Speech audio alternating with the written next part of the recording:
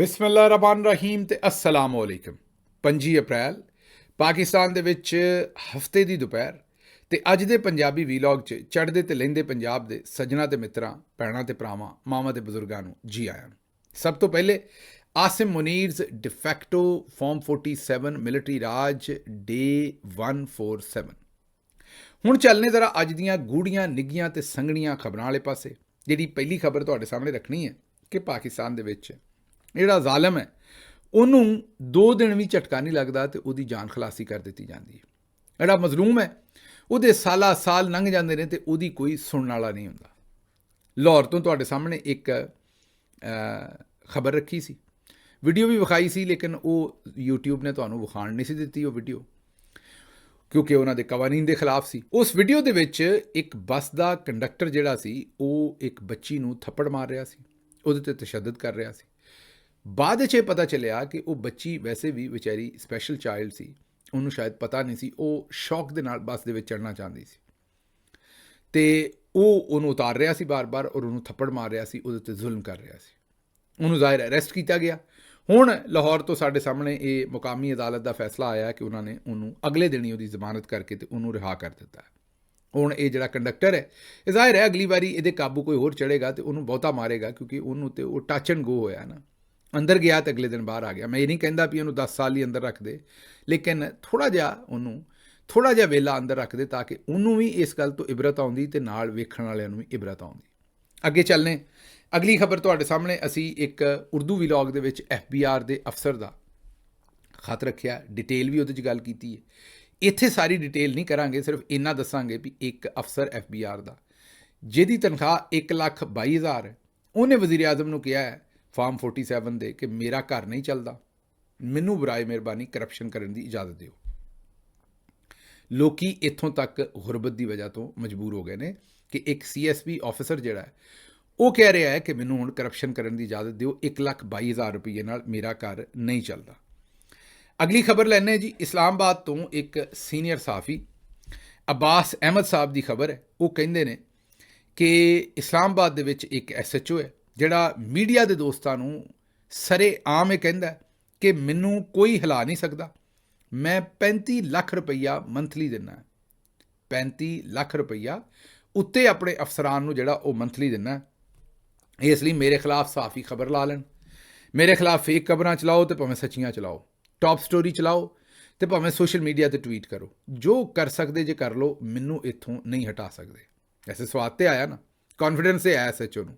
ਮਤਲਬ ਜੇ ਉਹਨੇ ਮੁੱਲ ਲਾਇਆ ਉਹਦਾ ਕਿਸੇ ਨੇ ਜਾਂ ਉਹਨੇ ਕਿਸੇ ਦਾ, ਤੇ ਉਹਨੂੰ ਇਸ ਗੱਲ ਦੀ ਗਰੰਟੀ ਹੈ ਕਿ ਮੈਨੂੰ ਇੱਥੋਂ ਕੋਈ ਨਹੀਂ ਹਿਲਾਏਗਾ। ਅੱਗੇ ਫੈਸਲਾਬਾਦ ਤੋਂ ਵੀ ਸਾਡੇ ਕੋਲ ਉਹੀ ਖਬਰ ਹੈ ਜਿਹੜੀ ਦੂਸਰੇ ਸ਼ਹਿਰਾਂ ਤੋਂ, ਜ਼ਿਲ੍ਹਿਆਂ ਤੋਂ, ਸ਼ੇਖੂਪੁਰੇ, ਰਾਜਨਪੁਰ, ਦੂਸਰੀਆਂ ਜਗ੍ਹਾ ਤੋਂ ਦੇ ਚੁੱਕੇ ਹਾਂ। ਉਹ ਹੈ ਸੁਥਰਾ ਪੰਜਾਬ ਦੇ ਵਿੱਚ ਕੰਮ ਕਰਨ ਵਾਲੇ ਜਿਹੜੇ ਖਾਕਰੂਬ ਨੇ ਉਹਨਾਂ ਨੂੰ ਤਨਖਾਹ ਨਹੀਂ ਦਿੰਦੇ। ਅੱਛਾ, ਪਹਿਲੇ ਤਾਂ ਤੁਹਾਨੂੰ ਇਹ ਦੱਸ ਦਈਏ ਕਿ ਉਹਨਾਂ ਦੀ ਜਿਹੜੀ ਅਸਲ ਤਨਖਾਹ ਹੈ ਉਹ ਇਹ ਖਾ ਜਾਂਦੇ ਨੇ। ਜਿਹੜੀ ਉਹਨਾਂ ਦੀ ਤਨਖਾਹ ਹੈ ਉਹਦੇ ਵਿੱਚ ਇਹਨਾਂ ਨੇ ਕੌਂਟਰੈਕਟਰ ਰੱਖੇ ਨੇ, ਮਿਡਲਮੈਨ ਰੱਖੇ ਨੇ, ਤੇ ਉਹਨਾਂ ਦੀ ਜ਼ਿਆਦਾਤਰ ਤਨਖਾਹ ਆਪਣੀਆਂ ਜੇਬਾਂ 'ਚ ਪਾ ਲੈਂਦੇ ਨੇ, ਖਾ ਜਾਂਦੇ ਨੇ। ਜਿਹੜੀ ਕੋਈ ਥੋੜ੍ਹੀ ਬਹੁਤ ਦਿੰਦੇ ਨੇ ਉਹਨਾਂ ਨੂੰ, ਅੱਧੀ ਪਚੱਧੀ ਵੀ ਨਹੀਂ ਬਲਕਿ ਤੀਸਰਾ ਹਿੱਸਾ ਦਿੰਦੇ ਨੇ, ਉਹ ਵੀ ਕਈ ਮਹੀਨੇ ਨਹੀਂ ਦਿੰਦੇ, ਔਰ ਉਹ ਜਦੋਂ ਭੁੱਖ ਨਾਲ ਮਰਦੇ ਨੇ ਤੇ ਫਿਰ ਉਹ ਬਾਹਰ ਨਿਕਲਦੇ ਨੇ, ਇਹਤਜਾਜ ਕਰਦੇ ਨੇ। ਹੁਣ ਉਹਨਾਂ ਨੇ ਕੀ ਕੀਤਾ ਹੈ ਕਿ ਫੈਸਲਾਬਾਦ ਦੇ ਵਿੱਚ ਜ਼ਿਲ੍ਹਾ ਕੌਂਸਲ ਚੌਕ ਦੇ ਉੱਤੇ ਲਿਆ ਕੇ ਕੂੜਾ ਸੁੱਟਿਆ, ਕੂੜਾ ਇਕੱਠਾ ਕੀਤਾ ਉੱਥੇ, ਤੇ ਉੱਥੇ ਇਹਤਜਾਜ ਕੀਤਾ ਕਿ ਅਸੀਂ ਇਹ ਕੂੜਾ ਇੱਥੋਂ ਨਹੀਂ ਚੁੱਕਣਾ ਜਦੋਂ ਤੱਕ ਸਾਡੀਆਂ ਤਨਖਾਹਾਂ ਨਹੀਂ ਦਿੰਦੇ। ਦੂਸਰੇ ਪਾਸੇ ਜਿਹੜੀ ਪੰਜਾਬ ਹਕੂਮਤ ਹੈ ਉਹਨਾਂ ਮਹਿਕਮਾ ਸਿਹਤ ਤੇ ਮਹਿਕਮਾ ਤਾਲੀਮ ਦੇ ਵਿੱਚ 35 ਅਰਬ ਰੁਪਏ ਦੇ ਬਜਟ ਦੀ ਕਮੀ ਕਰ ਦਿੱਤੀ ਹੈ। ਗੌਰ ਨਾਲ ਸੁਣਿਆ ਤੁਸੀਂ? ਪਹਿਲੇ ਹੀ ਪਾਕਿਸਤਾਨ ਦੇ ਵਿੱਚ ਜਿਹੜੀ ਤਾਲੀਮ ਦੀ ਸੂਰਤ ਹਾਲ ਹੈ ਉਹ ਤੁਹਾਡੇ ਸਾਹਮਣੇ ਹੈ ਆਮ ਆਦਮੀ ਲਈ, ਔਰ ਜਿਹੜੀ ਸਿਹਤ ਦੀ ਸੂਰਤ ਹਾਲ ਹੈ ਉਹ ਵੀ ਤੁਹਾਡੇ ਸਾਹਮਣੇ ਹੈ। ਮਜ਼ੀਦ ਉਹਨਾਂ ਨੇ 35 ਅਰਬ ਰੁਪਏ ਦੀ ਕਮੀ ਕੀਤੀ ਹੈ ਪੰਜਾਬ ਦੇ ਵਿੱਚ ਤਾਲੀਮ ਔਰ ਸਿਹਤ, ਲੇਕਿਨ ਦੂਜੇ ਪਾਸੇ ਆਪਣੇ ਵਾਸਤੇ 13 ਅਰਬ ਰੁਪਏ ਦਾ ਜਹਾਜ਼ ਜਿਹੜਾ ਉਹ ਖਰੀਦਿਆ ਜਾਂਦਾ ਹੈ। ਅੱਗੇ ਜੀ ਮਰੀਮ ਨਵਾਜ਼ ਸਾਹਿਬਾ ਦੇ ਉੱਤੇ ਕਰਪਸ਼ਨ ਦਾ ਕੇਸ ਸੀ ਚੌਧਰੀ ਸ਼ੂਗਰ ਮਿਲ ਦੇ ਵਿੱਚ, ਔਰ ਉਹਦੇ 'ਚ ਇਹਨਾਂ ਨੇ ਗਰੰਟੀ ਦੇ ਤੌਰ 'ਤੇ 7 ਕਰੋੜ ਰੁਪਈਆ ਜਮ੍ਹਾਂ ਕਰਵਾਇਆ ਹੋਇਆ ਸੀ। ਹੁਣ ਇਹਨਾਂ ਨੇ ਐਪਲੀਕੇਸ਼ਨ ਦੇ ਦਿੱਤੀ ਕਿ ਉਹ 7 ਕਰੋੜ ਰੁਪਈਆ ਮੈਨੂੰ ਵਾਪਸ ਕਰੋ। ਪਿਛਲੇ ਦਿਨਾਂ ਦੇ ਵਿੱਚ ਇੱਕ ਜੱਜ ਸਾਹਿਬ ਨੇ ਇਹਨਾਂ ਨੂੰ ਉਸ ਮੁਕੱਦਮੇ 'ਚੋਂ ਬਾਇਜ਼ਤ ਬਰੀ ਕਰ ਦਿੱਤਾ। ਅਸਲ ਦੇ ਵਿੱਚ ਬਾਇਜ਼ਤ ਬਰੀ ਇਸ ਤਰ੍ਹਾਂ ਕੀਤਾ ਕਿ ਨੈਬ ਨੇ ਕਿਹਾ ਕਿ ਅਸੀਂ ਇਸ ਕੇਸ ਨੂੰ ਹੁਣ ਪਰਸੂ ਹੀ ਨਹੀਂ ਕਰਨਾ, ਅਸੀਂ ਇਹ ਕੇਸ ਵਾਪਸ ਲੈਣਾ, ਸਾਨੂੰ ਹੁਣ ਪਤਾ ਲੱਗਾ ਵੀ ਇਹਨਾਂ ਨੇ ਕੋਈ ਕਰਪਸ਼ਨ ਨਹੀਂ ਸੀ ਕੀਤੀ। ਉਹ ਕੇਸ ਉਹਨਾਂ ਨੇ ਵਾਪਸ ਲੈ ਲਿਆ ਅਤੇ ਉਸ ਤੋਂ ਬਾਅਦ ਹੁਣ ਮਰੀਅਮ ਸਾਹਿਬਾ ਪਹੁੰਚ ਗਏ ਨੇ ਵੀ ਜਿਹੜਾ 7 ਕਰੋੜ ਰੁਪਈਆ ਮੇਰਾ ਪਿਆ ਸੀ ਉਹ ਮੈਨੂੰ ਵਾਪਸ ਦਿਓ। 4 ਮਈ ਤੱਕ ਉਹਦੀ ਹੁਣ ਪੇਸ਼ੀ ਪਾਈ ਗਈ ਹੈ। ਅਗਲੀ ਤਾਰੀਖ ਜਿਹੜੀ ਹੈ ਜਸਟਿਸ ਆਲੀਆ ਨੀਲਮ ਸਾਹਿਬਾ ਨੇ ਚੁੱਪ ਕਰਕੇ ਇੱਕ ਅੱਧੀ ਪੇਸ਼ੀ ਹੋਰ ਪਾਉਣਗੇ ਅਤੇ ਇਹ 7 ਕਰੋੜ ਰੁਪਈਆ ਚੁੱਪ ਕਰਕੇ ਮਰੀਅਮ ਸਾਹਿਬਾ ਨੂੰ ਉਹ ਮਿਲ ਜਾਏਗਾ, ਬਿਲਕੁਲ ਨਵੇਂ ਨੋਟਾਂ ਦੇ ਵਿੱਚ। ਮੇਰੇ ਕਹਿਣ ਦਾ ਮਤਲਬ ਹੈ ਕਿ ਜ਼ਾਹਿਰ ਉਹਨਾਂ ਦੇ ਬੈਂਕ ਅਕਾਊਂਟ ਵਗੈਰਾ 'ਚ ਟਰਾਂਸਫਰ ਕਰਨਗੇ। ਮਾੜੇ ਬੰਦੇ ਦਾ ਪੈਸਾ ਫਸਿਆ ਹੁੰਦਾ ਸਰਕਾਰ ਕੋਲ ਜਾਂ ਕਿਸੇ ਕੋਲ, ਉਹ ਅਗਲੇ ਪਤਾ ਨਹੀਂ ਕਿੰਨੇ ਵਰੇ ਨਹੀਂ ਸੀ ਨਿਕਲਣਾ। ਇਹ ਵੇਖਿਓ ਦਸਤੀ ਮਤਲਬ ਕਿ ਵਿਦਨ ਮੰਥ ਇਹਨਾਂ ਨੂੰ ਇਹ ਪੈਸੇ ਜਿਹੜੇ ਨੇ ਵਾਪਸ ਮਿਲ ਜਾਣੇ ਨੇ। ਹੋ ਸਕਦਾ ਬਾਜੀ ਨੇ ਵੀ ਲਿਖ ਕੇ ਦਿੱਤਾ ਹੋਵੇ, ਜਿਸ ਤਰ੍ਹਾਂ ਉਹ FBR ਦੇ ਅਫਸਰ ਨੇ ਲਿਖ ਕੇ ਦਿੱਤਾ, ਬਾਜੀ ਨੇ ਵੀ ਲਿਖ ਕੇ ਦਿੱਤਾ ਹੋਵੇ ਕਿ ਮਹਿੰਗਾਈ ਬਹੁਤ ਹੋ ਗਈ ਹੈ, ਪੈਟਰੋਲ ਬਹੁਤ ਹੋ ਗਿਆ, ਹੱਥ ਤੰਗ ਹੈ, ਮੈਨੂੰ 7 ਕਰੋੜ ਅਰਜੈਂਟ ਚਾਹੀਦਾ, ਵਾਪਸ ਦਿਓ। ਹੁਣ ਪਤਾ ਨਹੀਂ ਹੁਣ ਕਹਿੰਦੇ ਕੀ ਨੇ ਇਸ ਗੱਲ ਨੂੰ। ਲੇਕਿਨ ਅੱਛਾ ਜੀ, ਅੱਗੋਂ ਅਹਿਮਦ ਰਜ਼ਾ ਖਾਨ ਕਸੂਰੀ ਸਾਹਿਬ ਇੱਕ ਵਾਕਿਆ ਸੁਣਾਉਂਦੇ ਨੇ। ਉਹ ਕਹਿੰਦੇ ਨੇ ਕਿ ਮੀਆਂ ਨਵਾਜ਼ ਸ਼ਰੀਫ ਸਾਹਿਬ ਇੱਕ ਮਸ਼ਾਵਰਤੀ ਇਜਲਾਸ ਚੱਲ ਰਿਹਾ ਸੀ PMLN ਦਾ। ਇੱਕ MNA ਨੇ ਉਹਨਾਂ ਨੂੰ ਕਿਹਾ ਕਿ ਸਰਕਾਰ ਤੁਸੀਂ ਤੇ ਬੜੀ ਵੱਡੀ ਨਿਹਮਤ ਹੋ ਪਾਕਿਸਤਾਨੀਆਂ ਵਾਸਤੇ, ਪੰਜਾਬ ਵਾਸਤੇ, ਤੁਸੀਂ ਸ਼ੇਰਸ਼ਾਹ ਸੂਰੀ ਸਾਨੀ ਹੋ। ਸਾਨੀ ਹੁੰਦਾ ਦੂਸਰਾ, ਸੈਕੰਡ ਵਰਜਨ ਉਹਦਾ। ਉਹਨਾਂ ਕਿਹਾ ਜੀ ਤੁਸੀਂ ਸ਼ੇਰਸ਼ਾਹ ਸੂਰੀ ਸਾਨੀ ਹੋ। ਮੀਆਂ ਸਾਹਿਬ ਨੇ ਅੱਗੋਂ ਪੁੱਛਿਆ ਵੀ ਉਹ ਕੌਣ ਸੀ। ਮੀਆਂ ਸਾਹਿਬ ਨੇ ਕਿਹਾ ਵੀ ਉਹ ਕੌਣ ਸੀ, ਸ਼ੇਰਸ਼ਾਹ ਸੂਰੀ ਕੌਣ ਸੀ, ਕੀ ਕਰਦਾ ਸੀ, ਕੌਣ ਸੀ। MNA ਸਾਹਿਬ ਨੇ ਕਿਹਾ ਕਿ ਸਰ ਉਹ ਹੀ ਬਾਦਸ਼ਾਹ ਸੀ ਜਿਹਨੇ ਕਾਬਲ ਤੋਂ ਕਲਕੱਤੇ ਤੱਕ GT ਰੋਡ ਬਣਾਈ ਸੀ, ਅਤੇ ਤੁਹਾਨੂੰ ਮੈਂ ਇਸ ਤੋਂ ਸ਼ੇਰਸ਼ਾਹ ਸਾਨੀ ਕਹਿੰਦਾ ਵੀ ਤੁਸੀਂ ਵੀ ਸੜਕਾਂ ਬੜੀਆਂ ਬਣਾਈਆਂ ਨੇ। ਅਤੇ ਮੀਆਂ ਸਾਹਿਬ ਨੇ ਕਿਹਾ ਅੱਗੋਂ ਥੋੜ੍ਹਾ ਜਿਹਾ ਸੋਚ ਕੇ ਵੀ ਅੱਛਾ ਫਿਰ ਤਾਂ ਉਹਨੇ ਵੈਸੇ ਲੰਮਾ ਹੀ ਕਮਿਸ਼ਨ ਖਾਧਾ ਹੋਏਗਾ। ਹੁਣ ਇਹ ਹੋ ਸਕਦਾ ਕਿਸੇ ਨੇ ਅਜ਼ਰਾ ਤਫੰਨਾ ਨੇ ਸਟੋਰੀ ਬਣਾ ਕੇ ਸ਼ੇਅਰ ਕੀਤੀ ਹੋਵੇ, ਮਸਲਨ ਅਹਿਮਦ ਰਜ਼ਾ ਖਾਨ ਕਸੂਰੀ ਸਾਹਿਬ ਨੇ, ਅਤੇ ਇਹ ਵੀ ਮੁਮਕਿਨ ਹੈ ਕਿ ਮੀਆਂ ਸਾਹਿਬ ਨੇ ਸੱਚੀ ਇਹ ਸਵਾਲ ਪੁੱਛ ਲਿਆ ਹੋਇਆ ਵੀ ਉਹਨੇ ਕਿੰਨਾ ਕੁ ਕਮਿਸ਼ਨ ਖਾਧਾ ਸੀ। ਕਿਉਂਕਿ ਮੀਆਂ ਸਾਹਿਬ ਨੂੰ ਤਾਂ ਇਹੀ ਪਤਾ ਵੀ ਜਦੋਂ ਕੋਈ ਸੜਕ ਬਣਵਾਉਂਦਾ ਉਹਦੇ ਵਿੱਚੋਂ ਕਮਿਸ਼ਨ ਜ਼ਰੂਰ ਖਾਂਦਾ ਹੈ। ਉਹਨਾਂ ਵਾਸਤੇ ਤਾਂ ਖਾਤਾ ਹੈ ਤਾਂ ਲਗਾਤਾ ਵੀ ਹੈ, ਤੁਹਾਨੂੰ ਪਤਾ ਹੈ ਦੋਵੇਂ ਸ਼ੈਵਾਂ ਲਾਜ਼ਮੋ ਮਲਜ਼ੂਮ ਨੇ। ਇਸ ਲਈ ਉਹਨਾਂ ਵੱਲੋਂ ਇਹ ਸਵਾਲ ਪੁੱਛ ਲੈਣਾ ਮੇਰਾ ਖਿਆਲ ਦੇ ਵਿੱਚ ਕੋਈ ਐਸੀ ਅਚੰਭੇ ਦੀ ਗੱਲ ਨਹੀਂ ਹੋਏਗੀ। ਹੋ ਸਕਦਾ ਉਹ ਵਾਕਈ ਇਹ ਸਵਾਲ ਪੁੱਛ ਬੈਠੇ ਹੋਣ। ਅੱਛਾ ਜੀ, ਅਗਲੀ ਖਬਰ ਜਿਹੜੀ ਤੁਹਾਡੇ ਸਾਹਮਣੇ ਰੱਖਣੇ, ਪਿਛਲੇ ਦਿਨਾਂ ਦੇ ਵਿੱਚ ਇੱਕ ਮੁੰਡਾ ਸੀ ਜਿਹੜਾ ਬੜਾ ਹੀ ਗੰਦੀਆਂ ਗੱਲਾਂ, ਮਾਯੂਬ ਗੱਲਾਂ ਕਰਦਾ ਰਿਹਾ, ਜਿਹੜੀਆਂ ਅਸੀਂ ਤੁਹਾਨੂੰ ਇੱਥੇ ਦੱਸ ਵੀ ਨਹੀਂ ਸਕਦੇ। ਬੱਚੀਆਂ ਵੀ ਵੇਖਦੀਆਂ ਨੇ, ਮਾਵਾਂ ਵੀ ਦੇਖਦੀਆਂ ਨੇ, ਮਤਲਬ ਗੰਦੀਆਂ ਗਲਾਜ਼ਤ ਨਾਲ ਭਰੀਆਂ, ਪੋਰਨੋਗ੍ਰਾਫੀ ਉਹਨੂੰ ਕਹਿ ਲਓ, ਉਸ ਤਰ੍ਹਾਂ ਦੀਆਂ ਗੱਲਾਂ ਹੀ ਜਿਹੜੀਆਂ ਨੇ ਉਹ ਕਰ ਰਿਹਾ ਸੀ ਮੁੰਡਾ। ਇੱਕ ਸ਼ਹਿਜ਼ਾਦ ਗਿਆਸ ਸ਼ੇਖ, ਉਹਨੂੰ ਵੀ ਬੜਾ ਇੰਟਲੈਕਚੁਅਲ ਬਣਾ ਕੇ ਪੇਸ਼ ਕਰਦੇ ਸਨ ਜਰਨੈਲ। ਇਹ ਇੱਕ ਹੋਰ ਹੈ ਮੁੰਡਾ, ਇਹ ਲੱਗਦਾ ਤਾਂ ਇੰਝ ਹੀ ਹੈ ਮੈਨੂੰ ਕਿ ਇਹ ਅਸਲ ਬੰਦਾ ਨਹੀਂ ਹੈਗਾ, AI ਦਾ, ਕਿਉਂਕਿ ਜਦੋਂ ਇਹ ਬੋਲਦਾ ਹੈ ਤਾਂ ਪਤਾ ਨਹੀਂ ਲੱਗਦਾ ਆਵਾਜ਼ ਕਿੱਥੋਂ ਆਉਂਦੀ ਹੈ। ਇਹ ਕਈ ਵਾਰੀ ਉਹ ਪੁਰਾਣੇ ਟਰੈਕਟਰਾਂ ਦੇ ਵਿੱਚ ਨਾ ਲੋਕਾਂ ਨੇ ਪੁਲਿਸ ਵਾਲਿਆਂ ਤੋਂ ਲੁਕਾ ਕੇ ਸਪੀਕਰ ਜਿਹੜੇ ਨੇ ਕਿਸੇ ਹੋਰ ਥਾਂ 'ਤੇ ਲਾਏ ਹੁੰਦੇ ਸਨ। ਟਰੈਕਟਰ ਦੇ ਹੋਰ ਥਾਂ 'ਤੇ ਦੰਦ ਨਾ ਕੱਢਣਾ ਸ਼ੁਰੂ ਕਰ ਦਿਆ ਕਰੋ, ਬੰਦੇ ਨੇ ਤਾਂ ਨਹੀਂ ਲਵਾਉਣਾ ਆਪਣੇ 'ਤੇ ਸਪੀਕਰ, ਟਰੈਕਟਰ ਦੇ ਹੀ ਕਿਤੇ ਥੱਲੇ ਟਾਇਰਾਂ ਦੇ ਲਾਗੇ ਕਿਤੇ ਲੁਕਾ ਕੇ ਸਪੀਕਰ ਲਾਇਆ ਹੁੰਦਾ ਸੀ, ਤਾਂ ਕਿ ਉਹ ਜਦੋਂ ਕਿਤੇ, ਮੇਰਾ ਮਤਲਬ ਜੇ ਤਾਂ ਉੱਤੋਂ ਫੜੇ ਜਾਣ ਦਾ ਮਤਲਬ ਹੁੰਦਾ ਹੈ ਕਿ ਕਾਰਵਾਈ ਕਰਦਿਆਂ ਫੜੇ ਜਾਣਾ। ਉੱਤੋਂ ਫੜੇ ਜਾਣ ਮਤਲਬ ਉਹ ਜਿਸ ਵੇਲੇ ਸਪੀਕਰ ਚੱਲਦਿਆਂ ਫੜੇ ਜਾਣ ਫਿਰ ਤਾਂ ਮਾਰੇ ਗਏ, ਫਿਰ ਤੋਂ ਲੱਭ ਲੇਗਾ ਸਪੀਕਰ। ਲੇਕਿਨ ਵੈਸੇ ਪੁਲਿਸ ਨੂੰ ਦੂਰੋਂ ਦੇਖ ਕੇ ਉਹ ਬੰਦ ਕਰ ਦਿੰਦੇ ਸਨ ਟੇਪ ਸ਼ੇਪ, ਟਰੈਕਟਰਾਂ 'ਤੇ ਟੇਪ ਲਾਉਣ 'ਤੇ ਵੀ। ਮਾੜਾ ਬੰਦਾ ਜਿਹੜਾ ਹੈ ਨਾ ਉਹ ਤਾਂ ਉੱਚੀ ਸਾਹ ਲਵੇ ਅਤੇ ਇਸ ਮੁਲਕ ਦੇ ਵਿੱਚ ਉਹਦੇ 'ਤੇ ਵੀ ਜੁਰਮਾਨਾ ਉਹਨੂੰ ਕਰ ਦਿੰਦੇ ਨੇ। ਹੁਣ ਦੱਸੋ, ਟਰੈਕਟਰ ਵਾਲੇ ਨੇ ਟੇਪ ਲਾ ਲਈ ਅਤੇ ਤੁਹਾਨੂੰ ਐਡੀ ਕਿਹੜੀ ਤਕਲੀਫ ਹੈ। ਲੇਕਿਨ ਆਉਂਦੇ ਨੇ ਤਾਜ਼ੀਰਾਤੇ ਪਾਕਿਸਤਾਨ ਦੇ ਤਹਿਤ ਇਹ ਵੀ ਜੁਰਮ ਹੈ, ਇਹਨੂੰ ਲਾ ਦਿਓ। ਮੈਂ ਤੁਹਾਨੂੰ ਦੱਸਿਆ ਨਾ ਵੀ ਮਾੜਾ ਜਿਹੜਾ ਉਹ ਤਗੜੇ ਦਾ ਪੁੱਤਰ ਵੇਖਿਆ ਸੀ ਨਾ, ਕੱਲ੍ਹ ਪਰਸੋਂ ਸ਼ਰਾਬ ਪੀ ਕੇ ਤੌਲੀਆ ਬੰਨ੍ਹ ਕੇ ਗੱਡੀ ਭਜਾਈ ਫਿਰਦਾ ਸੀ, ਪਤਾ ਨਹੀਂ ਕਿਸੇ 'ਚ ਗੱਡੀ ਮਾਰ ਦਿੱਤੀ ਸੀ, ਉਹਦਾ ਪਿਓ ਉਹਨੂੰ ਲੈ ਗਿਆ। ਕੱਲ੍ਹ ਦੀ ਖਬਰ ਤੁਹਾਨੂੰ ਦਿੱਤੀ ਸੀ ਵੀ 2 ਬੱਚੇ ਤੇਲ ਚੋਰੀ ਕਰਦੇ ਫੜੇ ਗਏ, ਉਹਨਾਂ ਨੂੰ ਫੜ ਕੇ ਗੰਜਿਆਂ ਕੀਤਾ, ਉਹਨਾਂ ਨੂੰ ਮਾਰਿਆ ਕੁੱਟਿਆ, ਉਹਨਾਂ ਦੇ ਸਿਰ ਗੰਜੇ ਕੀਤੇ, ਮੈਨੂੰ ਉਹਨਾਂ ਦੀਆਂ ਟਿੰਨਾਂ ਕੀਤੀਆਂ, ਔਰ ਉਸ ਤੋਂ ਬਾਅਦ ਉਹਨਾਂ 'ਤੇ ਤਸ਼ੱਦਦ ਕੀਤਾ, ਉਹਨਾਂ ਨੂੰ ਨੰਗਿਆਂ ਕੀਤਾ, ਉਹਨਾਂ ਦੀ ਵੀਡੀਓ ਬਣਾਈ। ਮੈਂ ਤੁਹਾਨੂੰ ਇਹ ਦੱਸਿਆ ਵੀ ਇੱਥੇ ਮਾੜਾ ਜਿਹੜਾ ਹੈ ਉਹਦੇ ਨੇਫੇ 'ਚ ਪਿਸਤੌਲ ਵੀ ਚੱਲਣਾ ਹੈ, ਉਹਦੇ ਨਾਲ ਸਾਰੇ ਧੱਕੇ ਹੋਣੇ ਨੇ, ਤਗੜਾ ਜਿਹੜਾ ਉਹਦੇ ਲਾਗੇ ਕਿਸੇ ਨਹੀਂ ਜਾਣਾ। ਇੱਥੇ ਹੁਣ ਇਹ ਟਰੈਕਟਰ ਦੇ ਉੱਤੇ ਜਿਹੜਾ ਸਪੀਕਰ ਲੁਕਾ ਕੇ ਲਾਇਆ ਹੁੰਦਾ ਸੀ, ਉਹ ਕਈ ਵਾਰੀ ਜਦੋਂ ਚੱਲਦਾ ਲੋਕਾਂ ਨੂੰ ਸਮਝ ਨਹੀਂ ਸੀ ਆਉਂਦੀ ਵੀ ਆਵਾਜ਼ ਕਿੱਥੋਂ ਆਉਂਦੀ। ਇਹ ਵੀ ਇੱਕ ਮੁੰਡਾ ਮੁਜ਼ੰਮਲ, ਮੈਨੂੰ ਪੂਰਾ ਨਾਂ ਨਹੀਂ ਆਉਂਦਾ ਕੀ ਹੈ, ਮੁਜ਼ੰਮਲ ਸਾਹਿਬ ਨੇ ਕੋਈ, ਅਤੇ ਇਹ ਵੀ ਬੜੀਆਂ ਜਨਾਬ ਆਪਣੇ ਵੱਲੋਂ ਵਿਚਾਰਾ, ਉਹ ਜਿਹੜੇ ਹੁੰਦੇ ਨਾ ਪੁਰਾਣੇ ਜ਼ਮਾਨੇ 'ਚ ਇਹੋ ਜਿਹੇ ਬੰਦੇ ਹੁੰਦੇ ਸਨ ਜਿਹੜੇ ਬੜਾ ਟ੍ਰੇਨ ਸਟੇਸ਼ਨ ਦੇ ਬਾਹਰ ਪੱਕਾ ਜਿਹਾ ਮੂੰਹ ਬਣਾ ਕੇ ਬੈਠੇ ਰਹਿੰਦੇ ਸਨ, ਅਤੇ ਜਿਸ ਵੇਲੇ ਟ੍ਰੇਨ ਕੋਈ ਲੇਟ ਹੋ ਜਾਂਦੀ ਸੀ ਅਤੇ ਉਸ ਵੇਲੇ ਇਸ ਤਰ੍ਹਾਂ ਉੱਠ ਕੇ ਨਾ ਅਤੇ ਚਾਕ ਦੇ ਨਾਲ ਗੋਲ ਦਾਇਰਾ ਵਾਹ ਕੇ, ਅਤੇ ਉਹ ਅਸੀਂ ਕਿਉਂਕਿ ਟ੍ਰੇਨ 'ਤੇ ਜਾਂਦੇ ਰਹੇ ਕਾਲਜ ਵਗੈਰਾ, ਅਤੇ ਉਹ ਉੱਥੇ ਵੇਖਦੇ ਸਾਂ ਸਾਰੇ ਤਮਾਸ਼ੇ, ਅਤੇ ਚੌਕ ਦੇ ਨਾਲ ਗੋਲ ਲਾਈਨ ਇੱਕ ਦਾਇਰਾ ਬਣਾ ਕੇ ਨਾ, ਅਤੇ ਉਹ ਫਿਰ ਆਪਣੇ ਬੈਗ ਦੇ ਵਿੱਚੋਂ ਸਾਂਡੇ ਕੱਢਦੇ ਸਨ ਅਤੇ ਉਹਦਾ ਤੇਲ ਵੇਚਦੇ ਸਨ। ਉਹ ਪਹਿਲਾਂ ਨਹੀਂ ਸੀ ਲੱਗਦਾ, ਜਦੋਂ ਬੈਠੇ ਹੁੰਦੇ ਸਨ ਨਾ ਅਤੇ ਬੜਾ ਪੱਕਾ ਮੂੰਹ ਬਣਾ ਕੇ, ਅਤੇ ਬੜੇ ਉਹ ਕੋਈ ਮੁਫੱਕਰ ਜਿਹੇ ਲੱਗਦੇ ਸਨ। ਲੇਕਿਨ ਜਿਸ ਵੇਲੇ ਆਪਣੀ ਦੁਕਾਨਦਾਰੀ ਸ਼ੁਰੂ ਕਰਦੇ ਸਨ ਉਦੋਂ ਪਤਾ ਲੱਗਦਾ ਸੀ ਵੀ ਇਹ ਤਾਂ ਸਾਂਡੇ ਦਾ ਤੇਲ ਵੇਚਣ ਵਾਲੇ ਨੇ। ਉਹ ਹੁਣ ਕੱਲ੍ਹ ਦਾ ਇਹ ਜਿਹੜਾ ਮੁੰਡਾ ਹੈ ਮੁਜ਼ੰਮਲ ਸਾਹਿਬ ਜਿਹੜੇ ਨੇ, ਇਹ ਵੀ ਮੇਰਾ ਮਤਲਬ ਹੈ ਕਿ ਤੁਹਾਨੂੰ ਪਤਾ ਹੈ ਕਿ ਸ਼ਾਹ ਸਾਹਿਬਾਨ ਪਾਕਿਸਤਾਨ 'ਚ ਬਹੁਤ ਹੀ ਜ਼ਿਆਦਾ ਨੇ, ਅਤੇ ਅੱਲਾ ਇਹਨਾਂ ਸਾਰਿਆਂ ਦੀ ਹਯਾਤੀ ਕਰੇ। ਇਹ ਵੀ ਸ਼ਾਹ ਸਾਹਿਬ ਨੇ। ਅੱਛਾ ਖੈਰ, ਇਹ ਜਿਹੜੇ ਸ਼ਾਹ ਸਾਹਿਬ ਨੇ ਇਹਨਾਂ ਨੂੰ ਵੀ ਜਰਨੈਲੀ ਟਾਊਟ ਨੇ ਇਹਨਾਂ ਨੂੰ ਵੀ ਲਾਂਚ ਕੀਤਾ ਗਿਆ ਵੀ ਹਰ ਵੇਲੇ ਇਮਰਾਨ ਖਾਨ ਦੇ ਖਿਲਾਫ ਹੀ ਗੱਲ ਕਰਨੀ। ਇਹ ਹੁਣ ਦੁਬਾਰਾ ਲਾਂਚ ਹੋਏ ਨੇ, ਔਰ ਇਹਨਾਂ ਨੇ ਜਿਸ ਵੇਲੇ ਜੰਗ ਸ਼ੁਰੂ ਹੋਈ ਤੇ ਦਿਨ ਰਾਤ ਇਹੀ ਦੱਸਿਆ ਇਹਨਾਂ ਨੇ ਕਿ ਪਾਕਿਸਤਾਨ ਜਿਹੜਾ ਹੈ ਆਪਣਾ ਈਰਾਨ ਜਿਹੜਾ ਉਹ 2 ਮਿੰਟ ਨਹੀਂ ਕੱਢਣੇ, ਉਹ ਫਾਰਗ ਹੈ। ਜੇਦਾ ਜੀ ਵੀ ਇਹੀ ਕਹਿੰਦੇ ਸਨ। ਇਹ ਦੋਵੇਂ ਮੁਫੱਕਰ ਜਿਹੜੇ ਸਨ ਇਹਨਾਂ ਨੇ ਕਿਹਾ ਵੀ ਅੱਛਾ ਹੁਣ ਈਰਾਨ ਜ਼ਾਹਿਰ ਹੈ ਜੋ ਵੀ ਵਜ੍ਹਾ ਬਣੀ ਉਹ ਹੁਣ ਮੁਜ਼ਾਕਰਾਤ ਹੋ ਰਹੇ ਨੇ। ਈਰਾਨ ਦੇ ਮੁਤਾਬਕ ਉਹ ਸਾਰੀ ਮਾਰ ਖਾਣ ਤੋਂ ਬਾਅਦ ਵੀ ਮੀਨਸ ਸਾਰੇ ਬੰਬ ਖਾਣ ਤੋਂ ਬਾਅਦ ਵੀ ਉਹ ਅਜੇ ਵੀ ਖਲੋਤੇ ਨੇ ਉਹਨਾਂ ਦੇ ਮੁਤਾਬਕ। ਸਦਰ ਟਰੰਪ ਕਹਿੰਦੇ ਨੇ ਕਿ ਮੈਂ ਉਹਨਾਂ ਨੂੰ ਹਰਾ ਦਿੱਤਾ ਹੈ। ਇਹ ਹੁਣ ਸਾਹਿਬ ਨੇ ਕਿਹਾ ਵੀ ਈਰਾਨ ਦੀ ਜਿਹੜੀ ਕਿਆਦਤ ਇਸ ਵੇਲੇ ਜ਼ਿੰਦਾ ਹੈ ਨਾ, ਉਹ ਮੀਆਂ ਸ਼ਹਬਾਜ਼ ਸ਼ਰੀਫ ਤੇ ਫੀਲਡ ਮਾਰਸ਼ਲ ਆਸਿਮ ਮੁਨੀਰ ਦੀ ਵਜ੍ਹਾ ਤੋਂ ਜ਼ਿੰਦਾ ਹੈ। ਇਹਨਾਂ ਨੇ ਉਹਨਾਂ ਦੀ ਜ਼ਿੰਦਗੀ ਦੀ ਗਾਰੰਟੀ ਲੈ ਕੇ ਦਿੱਤੀ ਹੈ, ਵਰਨਾ ਅਮਰੀਕਾ ਨੇ ਜਿਹੜੀ ਕਿਆਦਤ ਜ਼ਿੰਦਾ ਉਹਨਾਂ ਨੂੰ ਮਾਰ ਦੇਣਾ ਸੀ ਤੇ ਇਸਰਾਈਲ ਨੇ ਉਹਨਾਂ ਨੂੰ ਮਾਰ ਦੇਣਾ ਸੀ। ਅੱਛਾ, ਇਹ ਹੁਣ ਅੱਲਾ ਹੀ ਖੈਰ ਕਰੇ। ਇਹ ਤੇ ਕੋਈ ਮੇਰਾ ਮਤਲਬ ਖੁਦਾਈ ਦਾਅਵੇਦਾਰ ਹੋਣਾ ਸ਼ੁਰੂ ਹੋ ਗਏ ਨੇ ਇਹ ਮੁਜ਼ੰਮਲ ਸਾਹਿਬ ਤੇ ਦੂਸਰੇ ਜਿਹੜੇ ਬੰਦੇ ਨੇ, ਕਿ ਹੁਣ ਇਹ ਅੱਗੋਂ ਪਤਾ ਨਹੀਂ ਲੋਕਾਂ ਨੂੰ ਆਖਣਗੇ ਵੀ ਫਲਾਣੇ ਨੇ ਬਿਮਾਰ ਹੋ ਜਾਣਾ ਸੀ ਅਗਰ ਫੀਲਡ ਮਾਰਸ਼ਲ ਸਾਹਿਬ ਉਹਦੀ ਦੁਆ ਨਾ ਕਰਦੇ ਜਾਂ ਸ਼ਹਬਾਜ਼ ਸ਼ਰੀਫ ਸਾਹਿਬ ਨਾ ਕਰਦੇ ਤਾਂ ਉਹਨੇ ਮਰ ਜਾਣਾ ਸੀ। ਹੁਣ ਤੇ ਲੋਕਾਂ ਦੀ ਜ਼ਿੰਦਗੀ ਮੌਤ ਦਾ ਫੈਸਲਾ ਵੀ ਇਹਨਾਂ ਦੇ ਹੱਥ 'ਚ ਹੀ ਦੇ ਰਹੇ ਨੇ। ਮਤਲਬ ਮਾਲਿਸ਼ ਕਰਨ ਦੇ ਵਿੱਚ ਔਰ ਪਾਲਿਸ਼ ਕਰਨ ਦੇ ਵਿੱਚ ਇੰਨਾ ਦੂਰ ਨਿਕਲ ਜਾਂਦੇ ਨੇ ਟਾਊਟ ਕਿ ਸਮਝ ਨਹੀਂ ਆਉਂਦੀ ਕਿ ਇਹਨਾਂ ਨੂੰ ਨਾ ਆਪਣੀ ਇੱਜ਼ਤ ਦੀ ਹੈ, ਨਾ ਆਪਣੀ ਲੱਥੀ ਚੜੀ ਦੀ ਹੈ, ਨਾ ਕਿਸੇ ਹੋਰ ਦੀ। ਇਹ ਵੀ ਨਹੀਂ ਸਮਝਦੇ ਵੀ ਜਿਹਦੀ ਗੱਲ ਕਰਨ ਡੇ ਉਹ ਵੀ ਬੁਰਾ ਲੱਗਣ ਡਿਆ ਇਹ ਗੱਲ ਕਰਕੇ, ਅਸੀਂ ਉਹਦੇ ਵਾਸਤੇ ਮੁਸੀਬਤ ਬਣਾਉਣ ਡੇ, ਕੋਈ ਚੰਗਾ ਕੰਮ ਨਹੀਂ ਕਰ ਰਹੇ। ਅੱਛਾ ਜੀ, ਅਗਲੀ ਖਬਰ ਲੈ ਲਓ। ਇਹ ਇਸਲਾਮਾਬਾਦ ਦੇ ਵਿੱਚ ਇੱਕ ਟਰੱਕ ਡਰਾਈਵਰ ਹੈ, ਇਹਨੇ ਇੰਟਰਵਿਊ ਦਿੱਤਾ ਹੈ, ਇੰਟਰਨੈਸ਼ਨਲ ਮੀਡੀਆ ਨੂੰ ਇਹਨੇ ਇੰਟਰਵਿਊ ਦਿੱਤਾ ਹੈ। ਉਹਨੂੰ ਵਿਚਾਰੇ ਨੂੰ ਇਹ ਤਾਂ ਨਹੀਂ ਸੀ ਪਤਾ ਵੀ ਟਰੰਪ ਕੌਣ ਹੈ। ਉਹਨੂੰ ਇਹ ਲੱਗਾ ਵੀ ਕੋਈ ਡਰਮ ਹੈ। ਟਰੰਪ ਲਫ਼ਜ਼ ਨੂੰ ਉਹਨੇ ਮਿਸਪ੍ਰੋਨਾਊਂਸ ਕੀਤਾ ਵਿਚਾਰੇ ਨੇ। ਉਹਨੂੰ ਇਹ ਪਤਾ ਕੋਈ ਡਰਮ ਆ ਰਿਹਾ, ਡਰਮ ਆ ਰਿਹਾ। ਉਹ ਕਹਿੰਦਾ ਕਿ ਕੋਈ ਡਰਮ ਆ ਰਿਹਾ, ਡਰਮ ਆ ਰਿਹਾ, पता नहीं कितों आ रहा है। इधर सुनो की क्या उन्हें पता नहीं। लोग कहते हैं ड्रम आ रहे हैं, ड्रम तो तकरीबन 5-6-7 दिन ये हो गया, ड्रम आ रहे हैं, आज आ रहे हैं, कल आ रहे हैं। तो इसने तारीख भी तय नहीं किया मेरा ख्याल पे, तो इसकी वजह से रास्ते बंद है।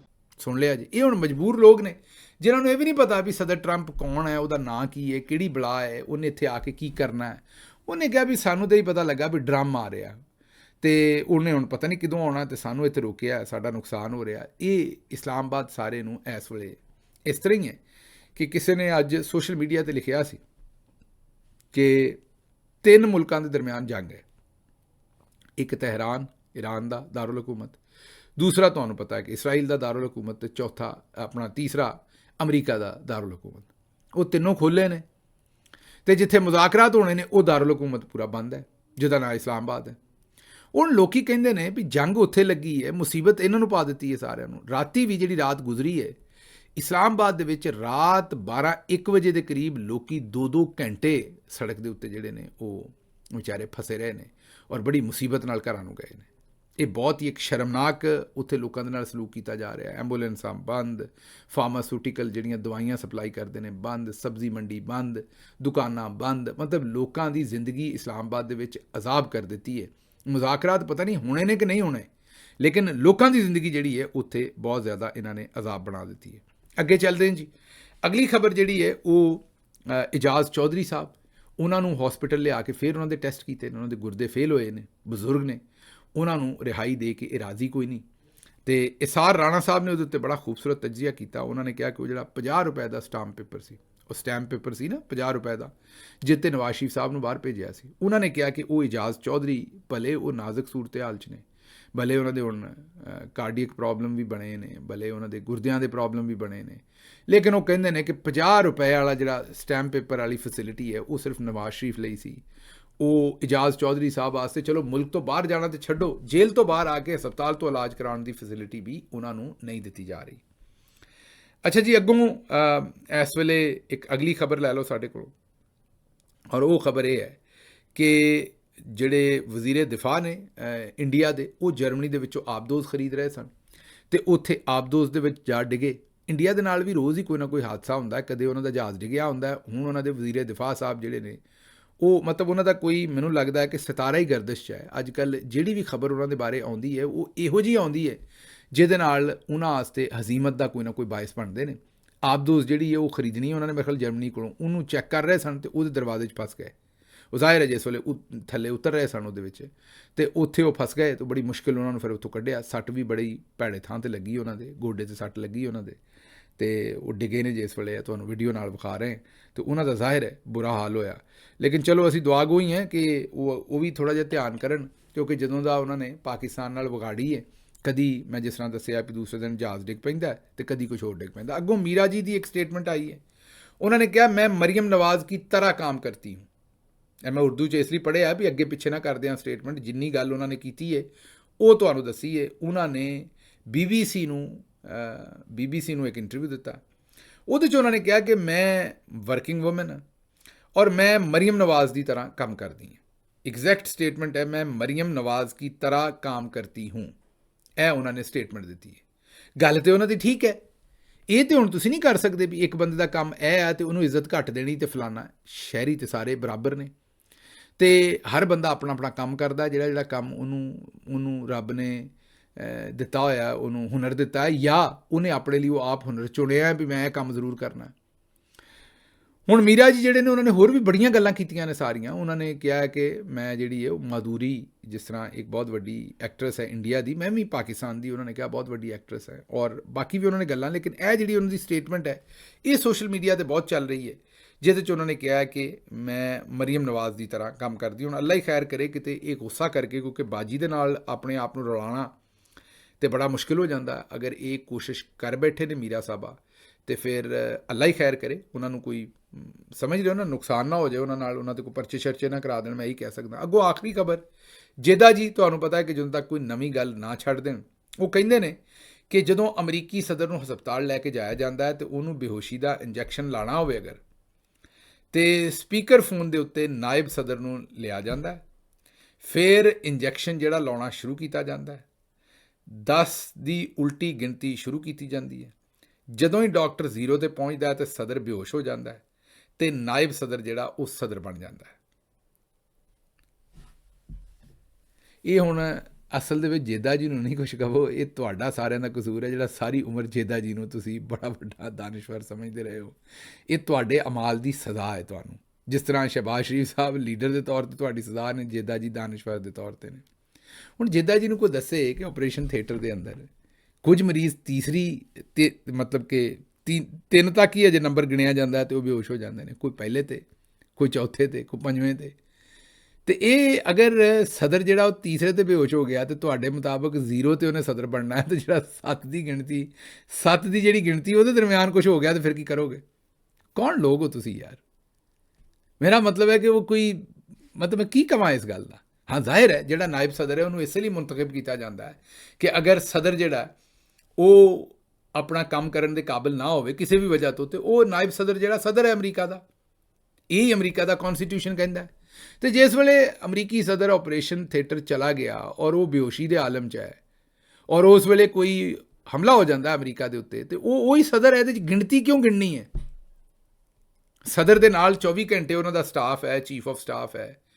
ਉਹ ਅਗਰ ਉਸ ਵੇਲੇ ਸਦਰ ਸਾਹਿਬ ਭਾਵੇਂ ਆਪਰੇਸ਼ਨ ਥੀਏਟਰ 'ਚ ਨੇ, ਮਤਲਬ ਕੋਈ ਛੋਟਾ ਆਪਰੇਸ਼ਨ ਕਰਵਾ ਰਹੇ ਨੇ ਜਿਹਦੇ ਨਾਲ ਉਹ ਬਿਲਕੁਲ ਹੋਸ਼ 'ਚ ਨੇ, ਕੋਈ ਪੈਰ ਦਾ ਆਪਰੇਸ਼ਨ ਹੈ, ਕੋਈ ਚੀਜ਼ ਐਸੀ, ਮਤਲਬ ਕੋਈ ਛੋਟੀ ਮੋਟੀ ਚੀਜ਼ ਹੈ ਜਿਹਦੇ 'ਚ ਉਹਨਾਂ ਨੂੰ ਲੋਕਲ ਜਿਹੜਾ ਉਹ ਸੁੰਨ ਕੀਤਾ ਹੈ ਜਾਂ ਲੋਕਲ ਉਹਨਾਂ ਨੂੰ ਦਵਾਈ ਦਿੱਤੀ ਹੈ, ਉਹ ਬੇਹੋਸ਼ ਨਹੀਂ ਹੈਗੇ, ਅਤੇ ਉਹਨਾਂ ਦਾ ਸਟਾਫ ਜਿਹੜਾ ਉਹ ਭਾਵੇਂ ਉੱਥੇ ਨੇ ਆਪਰੇਸ਼ਨ ਥੀਏਟਰ 'ਚ, ਉਹ ਜੋ ਕੋਈ ਅਗਰ ਕੋਈ ਹਮਲਾ ਹੁੰਦਾ, ਕੁਛ ਹੁੰਦਾ, ਉਹ ਫੋਨ ਕਰਨਗੇ ਜਾਂ ਉੱਥੇ ਜਿਹੜੀ ਵੀ ਉਹਨਾਂ ਦੀ ਸਿਕਿਉਰ ਲਾਈਨ ਹੈ ਉਸ 'ਤੇ ਰਾਬਤਾ ਕਰਨਗੇ, ਸਟਾਫ ਉਹਨਾਂ ਕੋਲ ਪੁੱਛੇਗਾ ਅਤੇ ਉਹ ਅਹਿਕਾਮਾਤ ਅੱਗੇ ਚਲੇ ਜਾਣਗੇ। ਲੇਕਿਨ ਅਗਰ ਸਦਰ ਸਾਹਿਬ ਬੇਹੋਸ਼ ਹੋਣਗੇ ਤਾਂ ਆਟੋਮੈਟਿਕਲੀ ਉਹ ਸਟਾਫ ਦੱਸੇਗਾ ਕਿ ਸਦਰ ਸਾਹਿਬ ਜਵਾਬ ਨਹੀਂ ਦੇ ਸਕਦੇ, ਤੁਸੀਂ ਆਪੇ ਫੈਸਲਾ ਕਰੋ, ਹੁਣ ਤੁਸੀਂ ਸਦਰ ਹੋ। ਇੱਥੇ ਇਹ ਕਿਹੜਾ ਡਰਾਮਾ ਹੈ ਵੀ ਉੱਥੇ ਜਨਾਬ ਲਾਤਾ ਜਾਂਦਾ ਹੈ ਮੋਬਾਈਲ ਫੋਨ 'ਤੇ, ਉੱਥੇ ਜਨਾਬ ਗਿਣਤੀ ਗਿਣੀ ਜਾਂਦੀ ਹੈ ਅਤੇ ਫਿਰ ਇਹ ਕੀਤਾ ਜਾਂਦਾ ਹੈ। ਬਸ ਜੇਦਾ ਜੀ ਨੇ ਉਹਨਾਂ ਨੇ ਜ਼ਰਾ ਤੁਹਾਨੂੰ ਪਤਾ ਕਹਾਣੀ ਬੰਨ੍ਹ ਕੇ ਸੁਣਾਉਣੀ ਹੁੰਦੀ ਹੈ, ਉਹ ਕਹਾਣੀ ਦੇ ਵਿੱਚ ਵੀ ਥੋੜ੍ਹਾ ਜਿਹਾ ਆਪਣਾ ਜਿਹੜਾ ਮਜੂਨ ਵਗੈਰਾ ਉਹ ਪਾ ਦਿੰਦੇ ਨੇ, ਕੁਛ ਤਾਂ ਪਾ ਦਿੰਦੇ ਨੇ। ਮੈਨੂੰ ਇੱਥੋਂ ਇਜਾਜ਼ਤ ਦਿਓ ਤੇ ਰੱਬ ਰੱਖ।